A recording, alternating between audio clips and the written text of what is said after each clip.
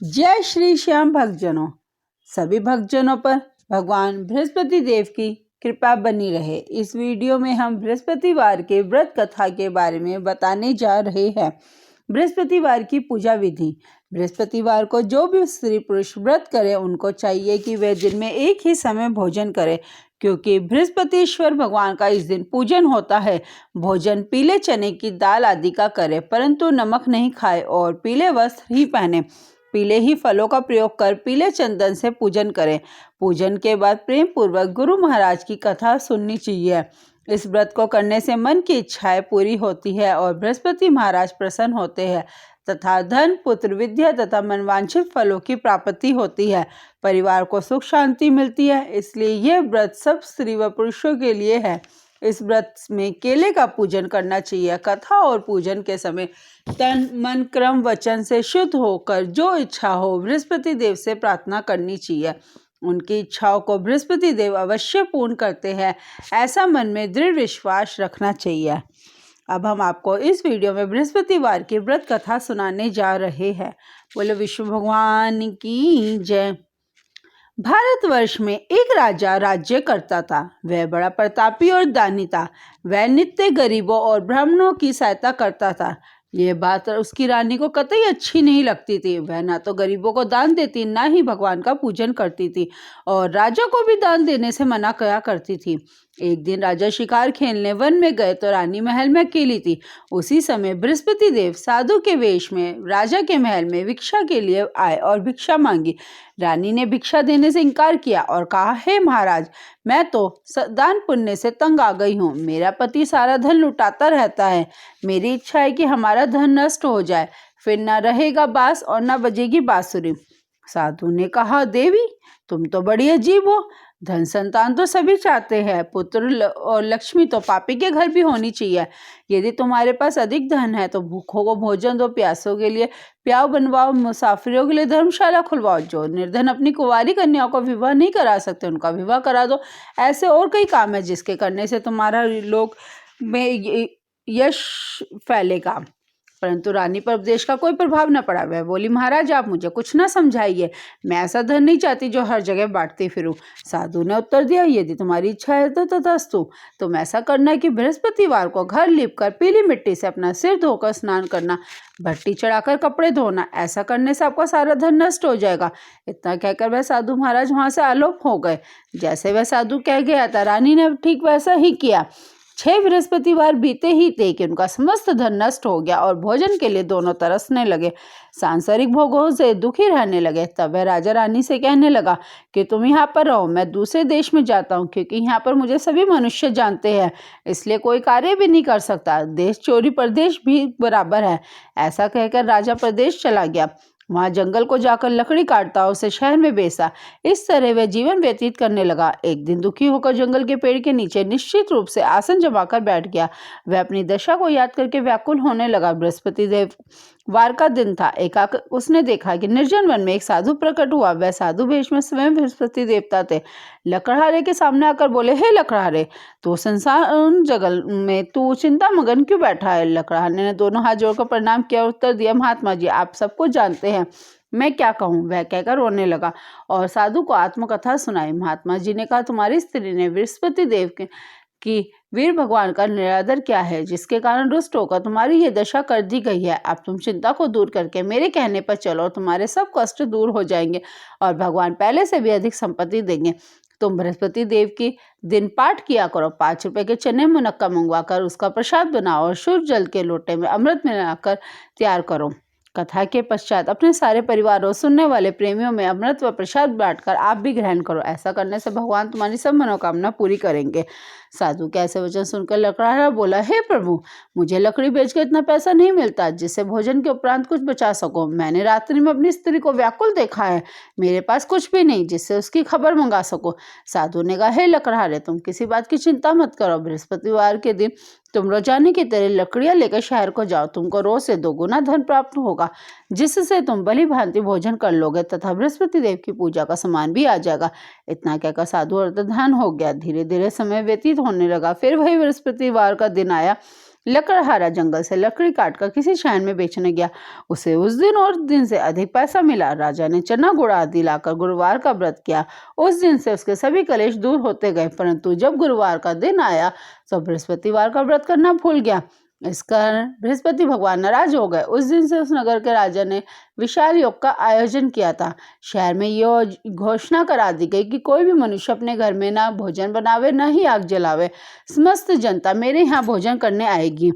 इस आज्ञा को जो न मानेगा उसके लिए फांसी की सजा दी जाएगी। इस तरह की संपूर्ण घोषणा संपूर्ण नगर में करा दी गई।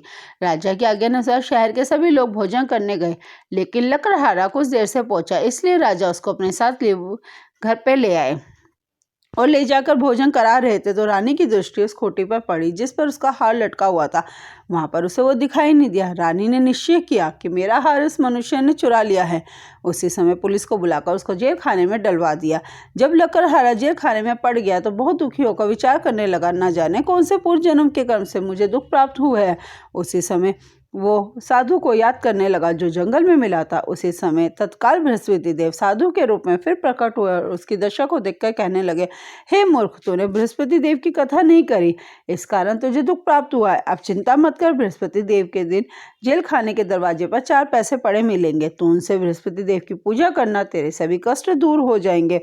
बृहस्पति देव ने उसे ऐसा कहकर अंतर्धान हो गए। बृहस्पति देव के रोज उसे 4 पैसे मिले। लकड़हारे ने कथा कही। उसी रात्रि को बृहस्पति देव ने उस नगर के राजा को सपन में कहा, हे राजा, तुमने जिस आदमी को जेल खाने में बंद किया है वह निर्दोष है, वह राजा है, उसे छोड़ देना। रानी का हार उसी खोटी पर लटका हुआ है। अगर तू ऐसा नहीं करेगा तो मैं तेरे राज्य को नष्ट कर दूंगा। इस तरह रात्रि के सपन को देखकर राजा प्रातःकाल उठा और खूंटी पर हार देकर लकड़हारे को बुलाकर क्षमा मांगी तथा लकड़हारे को योग्य सुंदर वस्त्र व आभूषण देकर विदा किया तथा बृहस्पति देव की आज्ञा अनुसार लकड़हारा अपने नगर को चल दिया। राजा जब अपने नगर के निकट पहुंचा तो बड़ा आश्चर्य हुआ। नगर में पहले से अधिक बाग, तालाब, कुएं, बहुत सी धर्मशाला, मंदिर आदि बन गई थी। राजा ने पूछा, ये बाग और धर्मशाला किसके हैं? तब नगर के सब लोग कहने लगे, सब रानी और बांदी के।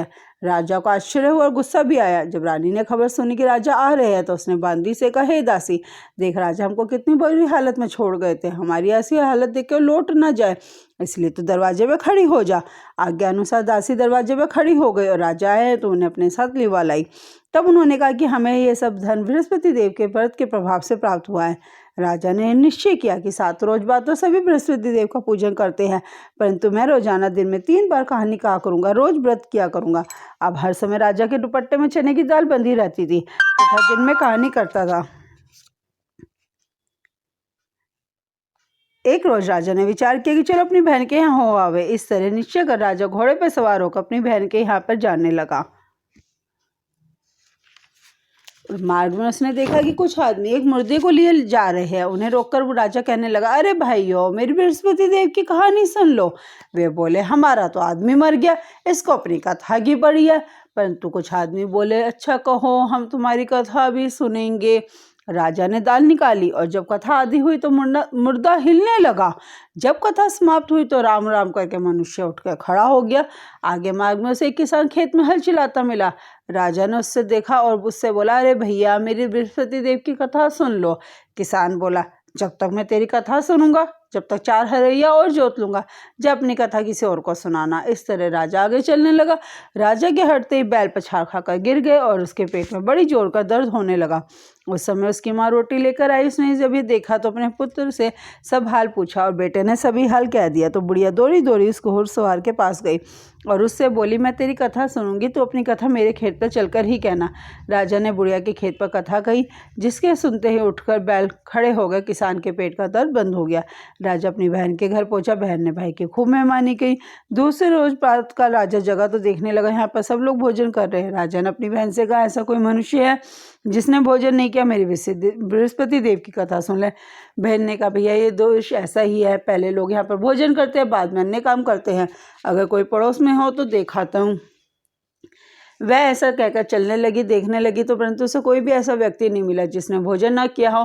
अंत में कुमार के घर गई जिसका लड़का बीमार था। उसे मालूम हुआ कि यहाँ 3 रोज से किसी ने भोजन नहीं किया। रानी ने अपने भाई की कथा सुनने के लिए कुमार से कहा। वह तैयार हो गया। राजा ने जाकर बृहस्पति देव की बार की कथा कही जिसको सुनकर उसका लड़का ठीक हो गया। अब तो राजा की हर जगह प्रशंसा होने लगी। एक रोज राजा ने अपनी बहन से कहा, हे बहन, आप अपने घर को जाएंगे, तुम भी तैयार हो जाओ। राजा की बहन ने अपनी सास से कहा। सास ने कहा, हाँ चली जाना, परंतु अपने लड़कों को मत लेके जाना क्योंकि तेरे भाई की कोई औलाद नहीं है। बहन ने अपने भाई से कहा, भैया मैं तो चलूंगी परंतु कोई बालक नहीं जाएगा। राजा बोला, जब कोई बालक नहीं जाएगा तो तुम ही क्या करोगी। बड़े दुखी मन से राजा अपने नगर को लौट आया। राजा ने अपनी रानी से कहा, हम निरवंशी राजा है, हमारा मुंह देखने का धर्म नहीं है और कुछ भोजन आदि नहीं किया।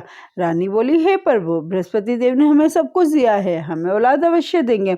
उसी रात को बृहस्पति देव ने राजा के सपन में कहा, हे राजा उठ, सभी सोच त्याग दे, तेरी रानी गर्भ से है। राजा की ये बात सुनकर बड़ी खुशी हुई। 9वें महीने में उसके गर्भ से एक सुंदर पुत्र पैदा हुआ। तब राजा बोला, हे रानी, स्त्री बिना भोजन के रह सकती है पर बिना कहे तो कुछ नहीं रह सकती। जब मेरी बहन आवे तो मुझसे कुछ मत कहना। तब तो सुनकर रानी ने हाँ कर दिया। लेकिन जब राजा की बहन ने समाचार सुना तो बहुत खुश हुई। बधाई लेकर अपने भाई के आई। तब रानी ने कहा, घोड़ा चढ़कर तो नहीं आई, गधा चढ़ी आई। राजा की बहन बोली, भाभी, मैं इस प्रकार न कहती, तुम्हें औलाद कैसे मिलती। बृहस्पति देव ऐसे ही है, जिसके मन में जो मनोकामना होती है वह सभी को पूर्ण करते हैं। जो सद्भावना पूर्वक बृहस्पतिवार का व्रत करता है, कथा पढ़ता और सुनता है, बृहस्पति देव उसकी मनोकामना पूर्ण करते हैं। भगवान बृहस्पति देव उसकी सदैव रक्षा करते हैं। संसार में सद्भावना से भगवान जी का पूजन व्रत करके सच्चे हृदय से उनका मनन करते हुए जयकारा बोलना चाहिए। बोलो बृहस्पति देव भगवान की जय, विष्णु भगवान की जय। सभी भक्त जनों पर भगवान बृहस्पति देव का और विष्णु भगवान का आशीर्वाद बना रहे। वैसे तो बृहस्पति देव की कई कथाएं प्रचलित है, उसमें से एक कथा ये ही थी जो मैंने आपको सुनाई है। भगवान बृहस्पति देव सभी भक्त जनों पर कृपा करें, उनकी सभी मनोकामना पूरी करें। जय श्री श्याम भक्तजनों।